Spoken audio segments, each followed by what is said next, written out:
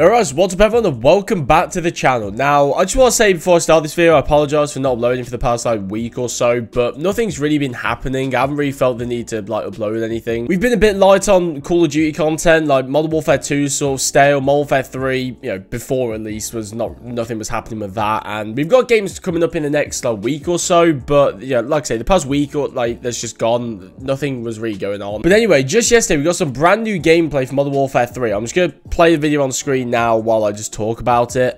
This is the gameplay of all of the maps that we're going to be getting for Modern Warfare 3 at launch. So obviously you guys know all of the maps that we're going to be getting are Modern Warfare 2 2009 maps but remastered, and I have to say the maps look incredible. Like just the upgrade from 2009 to now looks really good, and they like they said they are keeping the similar aesthetic of it as well. Like it's not like they've completely redesigned it. I know some of them aren't literally one-to-one, like for example Terminal I noticed was slightly different, but you can still tell it's Terminal. One that stood out to me as well was Afghan. That looks pretty much identical to the original. That looks fantastic, and it looks a lot better nowadays as well, because I feel like with the old one, they tried to sell the desert aesthetic by making it sort of dusty and cloudy, but I feel like now it looks a lot better, a lot clearer. It just looks better overall. Another thing to speak about with this gameplay as well is the sort of movement they show off. The main thing is the mantling that people have been talking about, and the mantling just looks a lot quicker, a lot better than Modern Warfare 2. It basically looks like, in my mind at least, if you take the Black Ops games of how their mantling systems work, let's say with Cold War for example, their movement and mantling, it's basically that put into Modern Warfare, and that is just going to be amazing. It's just going to make the game feel so much better, especially compared to Modern Warfare 2 with how slow and sluggish that feels. Now, don't get me wrong, I don't think Modern Warfare 2 is terrible for movement, but it's definitely one of the weakest Call of Duty games. I'd probably say the weakest actually. It does feel slow, although it can feel fluid if you sort of learn to play the game properly. Compared to Modern Warfare 2019 and compared to what Modern Warfare 3 is going to feel like, it just doesn't feel as good or as fun to move around, as fun to play with. But yeah, I mean, other than that, there's not really much else to talk about with this gameplay. It's a very small snippet, say with the remastered maps. They all look fantastic, but we know what the maps are going to be, which is sort of my problem with this whole, at the launch, we're only getting Modern Warfare 2 maps. I feel like it's not going to feel as new, if that makes sense. We're getting a game that we've had for the past year, obviously with improvements, and we're getting maps that we played over 10 years ago, and that's it. Which, don't get me wrong, I'm looking forward to the game and all, but at the same time, it's kind of hard to defend a game that seems so unoriginal. They could have at least done, I don't know, the top 8 Modern Warfare 2 maps, and then thrown in a couple Modern Warfare 2 maps from this game, and then thrown in some new ones. I think that would have been better personally if they had a top 8 or something like that, because I didn't play Modern Warfare 2 back in the day at all really. Some of these maps I have very few memories with, but I know for a fact that I don't think every single map here is a fan favorite. Yeah, I know people have nostalgia for them, but I don't think they're as good as some other ones in the franchise. To be honest, what I would have preferred is if they did, like I say, about half of the Modern Warfare 2 maps, the top contenders, say Rust, Afghan, Terminal.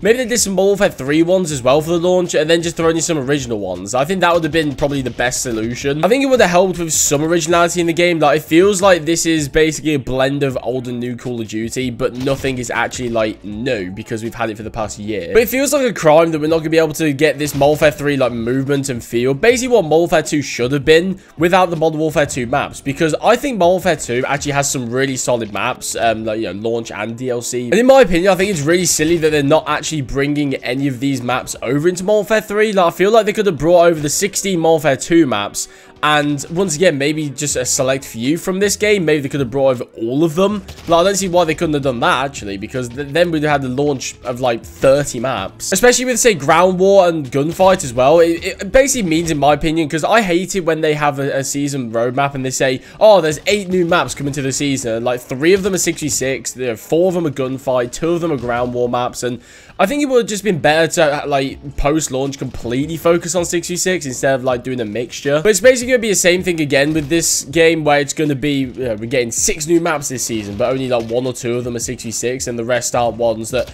in my opinion, I don't play. I don't think many other people do, compared to 6v6 anyway. But don't get me wrong, I'm definitely looking forward to this game. I mean, I don't have the nostalgia boner that like a lot of people do, because like I said, I didn't really play Modern Warfare 2 all that much back in the day, but seeing some maps like Terminal, Rust, Afghan, like, it is going to be very cool, and I think a lot of people know the maps. They know they're going to be good as well, so there isn't really anything to worry about. Whereas if we have a new Call of Duty that's completely brand new maps, there's always that sort of like, well, what if the maps are shit, especially after Modern Warfare 2019. But I've just got to say, I love how transparent they're being with this game. Like, I feel like they sort of have to market the game. Like, I feel like that's the reason they're talking about it so much, is because Modern Warfare 2 has damaged COD's reputation so much, they're trying to fix it. And people have thrown this around a lot of times, but they're basically advertised Modern Warfare 3 as not Modern Warfare 2, which I think, a lot of people want to hear. And although it is the wrong way, in my opinion, sort of advertise a new game, like by saying, oh, red dots on the minimap and reload counting is coming back, like, it just seems a bit silly to me. By the way, I'd be lying if I said I wasn't excited for this game, and to be honest, I'm just glad that we're going to be getting a good Call of Duty game. And I know it's way too early to be saying that. I haven't even played the beta, and Sledgehammer could definitely, cook up some fucking raw shit. But they could get some funky ass ideas about new innovations for the game, and I feel like they probably would have spoke about it by now, but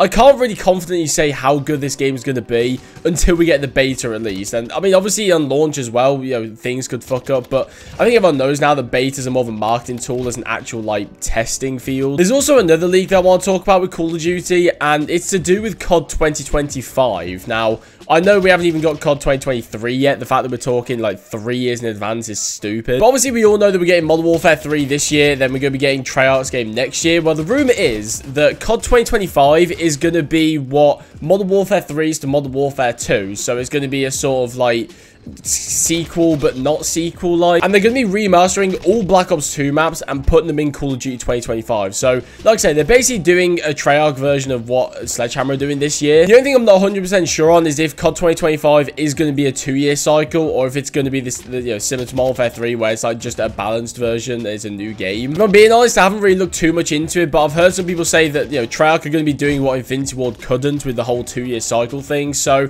I'm thinking what it's going to be is they're going to have COD 2025, which is going to be Treyarch's game, and then in 2025 it's going to be the whole £70 DLC thing, where it actually is an add-on for the same game, if that makes sense. So if you guys remember, Modern Warfare 3 was literally just supposed to be a DLC for Modern Warfare 2. Like, it actually was supposed to be maps, guns, and a bit of a campaign DLC for Modern Warfare 2. It wasn't supposed to be a new game, but I think they just ended up making so much content that they could have made a new game out of it, and obviously advertising it as a new game instead of DLC is going to be better, so that way, makes more money. It's Activision, what do you expect? But it sounds like the Treyarch are going to be attempting the 2-year cycle with this game, and I hope this is probably the best time to do it as well, because this game has had so many years to cook.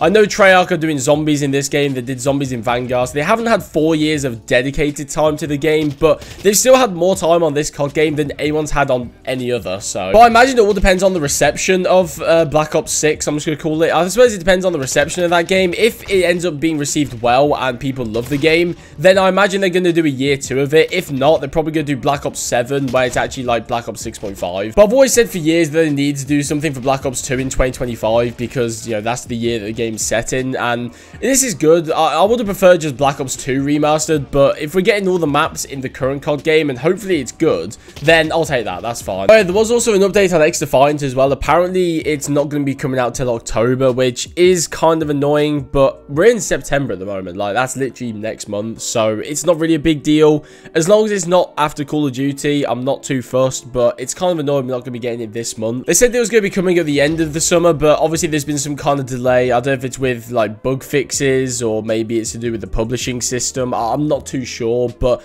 it sounds like we're going to be getting that in October. I'll probably do a dedicated video talking about that in the next few days or so, but yeah, I just wanted to throw that in there at the end. Anyway, that's going to do it for today's video. Thank you guys very much for watching. Let me know down in the comments what you think of Modern Warfare 3. I personally am really looking forward to it, but I'm pretty much obligated to at this stage. So, yeah, thanks for watching.